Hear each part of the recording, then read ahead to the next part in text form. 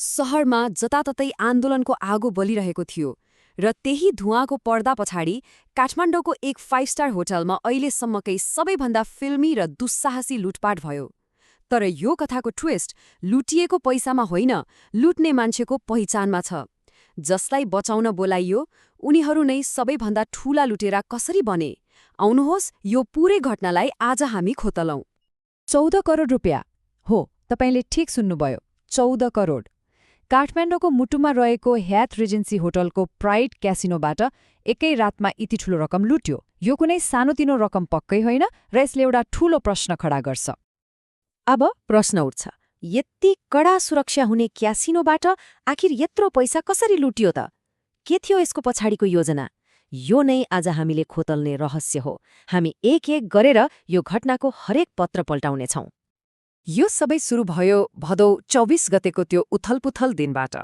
त्यो दिन काठमाडौँमा जेन्जी आन्दोलनको नाममा प्रदर्शन चर्किएको थियो र ठाउँ ठाउँमा हिंसात्मक रूप लिँदै थियो। चुच्चे पार्टीको भाटबटेनी सुपरमार्केटमा तोडफोड र आगोजनी भइरहेको थियो र यही होहल्लाको बीचमा एउटा भिड त्यहाँबाट छुट्टिएर सोझै ह्याथ रिजेन्सी होटलतिर लाग्यो। उनीहरूको खास निशाना थियो त्यहाँभित्रको क्यासिनो। तर यो कुनै आन्दोलनकारीको रिसको नतिजा मात्रै थिएन, होइन। यो आक्रमणको पछाडि त एउटा व्यक्तिगत बदलाको कथा लुकेको थियो। यो कुनै अचानक भएको तोडफोड थिएन, यो त एउटा योजनाबद्ध प्रतिशोध थियो। र यो कथाको पहिलो मुख्य पात्र हुन् रने, अर्थात् रञ्जित खड्गी। उनी यही प्राइड क्यासिनोका पूर्व कर्मचारी थिए र कपन क्षेत्रमा उनको अलिअलि आपराधिक रेकर्ड पनि थियो।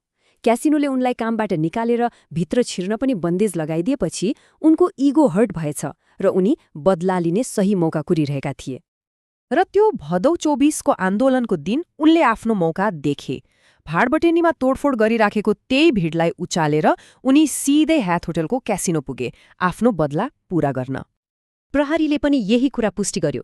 एक अनुसन्धान अधिकृतले भनेअनुसार सीसी क्यामेराको फुटेज हेर्दा त्यो हुललाई रनेले नै डोर्याएको प्रष्ट देखिन्छ। भनेपछि तोडफोडको योजना रनेकै थियो। तर कथा यतिमै सकिँदैन। तोडफोड त एउटा बहाना मात्रै थियो। अब रानेको समूहले क्यासिनोभित्र पसेर तोडफोड गर्न थालेपछि भित्रको म्यानेजमेन्ट त आत्तिने नै भयो।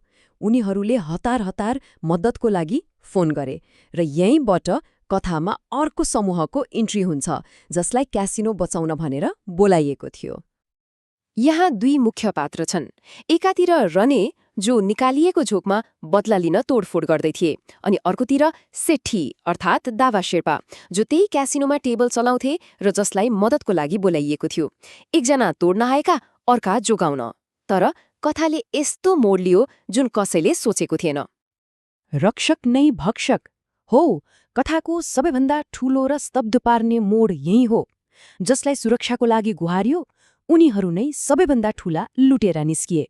एउटा सामान्य तोडफोडको घटना हेर्दा हेर्दै देशकै एउटा ठूलो लुटपाटमा बदलियो। त्यो रात के भयो, एक एक गरेर हेरौं। पहिलो, रनेको समूह क्यासिनो छिर्छ र तोडफोड सुरु गर्छ। दोस्रो, क्यासिनो म्यानेजमेन्टले सेठीको समूहलाई फोन गरेर छिटो आऊ, बचाऊ भन्छ। र तेस्रो, सबैभन्दा अचम्मको कुरा, फोन गरेको 10 मिनेटमै सेठीको समूह त्यहाँ आइपुग्छ। तर उनीहरूले तोडफोड गर्नेहरूलाई रोक्दैनन्। उनीहरूलाई वास्तै नगरी सिधै क्यास काउन्टरतिर जान्छन् र बुम, 14 करोड नगद लिएर गायब। यसको मतलब के हो भने यो कुनै हतारमा गरिएको लुटपाट थिएन। यो त पुरै योजनाबद्ध थियो। सेठीको समूहलाई पैसा कहाँ छ, कसरी निकाल्ने, सबै कुरा पहिले नै थाहा थियो। आखिर उनीहरू त्यही काम गर्थे। यो त भित्री मान्छेको संलग्नता बिना सम्भवै थिएन। अब यत्रो ठूलो घटना भएपछि प्रहरी पनि चुप्प बस्ने कुरा भएन। अनुसन्धान सुरु भयो। त्यो रातको घटनाको टुक्राहरू जोड्ने काम भइरहेको छ। हेरौं अहिलेसम्म प्रहरीले के पत्ता लगायो त। घटना भएको थियो भदौ 24 गते। त्यसको झण्डै 3 महिनापछि मङ्सिर 12 गते प्रहरीले रने सहित 2 जनालाई बुढानीलकण्ठबाट पक्र्यो। अहिले उनीहरू 7 दिनको म्याद थप गरेर प्रहरी हिरासतमै छन् र उनीहरूमाथि चोरी र डाका मुद्दामा अनुसन्धान चलिरहेको छ। प्रहरीको हातमा केही महत्त्वपूर्ण प्रमाणहरू छन्। पहिलो, सीसीटीभी फुटेजमा पैसा लुटेको प्रष्टै देखिन्छ। दोस्रो, पक्राउ परेका रनेले मैले तोडफोड मात्रै गरेको हो रिसको झोकमा भनेका छन्, तर लुटपाटमा हात नभएको दावी गर्छन्। र तेस्रो, सबैभन्दा ठूलो कुरा, लुटपाटको मुख्य योजनाकार सेट्ठी उर्फ दावा शेर्पा र उसको ग्याङ काठमाडौँबाट फरार छ। प्रहरीले उनीहरूलाई कास्की लगायत अरू जिल्लामा पनि खोज्दैछ। अझ यो घटनामा काभ्रेली ग्रुप भन्ने अर्को ग्याङको पनि हात हुन सक्ने आशंकाले केस झनै जटिल बनेको छ। भनेपछि अहिले मुख्य अभियुक्तहरूको खोजी तीव्र गतिमा चलिरहेको छ। प्रहरी उनीहरूको नजिक पुग्ने कोसिसमा छ। तर यो घटनाले क्यासिनोलाई भने ठूलो धक्का दिएको छ। त्यो दिनदेखि बन्द भएको क्यासिनो कहिले खुल्छ, के हुन्छ, केही टुङ्गो छैन। र यो पुरै कथाले हामीलाई एउटै मुख्य प्रश्नमा ल्याएर छोड्छ। 14 करोड लुटेर फरार भएका मुख्य अभियुक्तहरू कहिले समातिन्छन्? यो कथाको अन्त्य हुन अझै बाँकी छ र सबैको नजर अब प्रहरी अनुसन्धानमा टिकेको छ।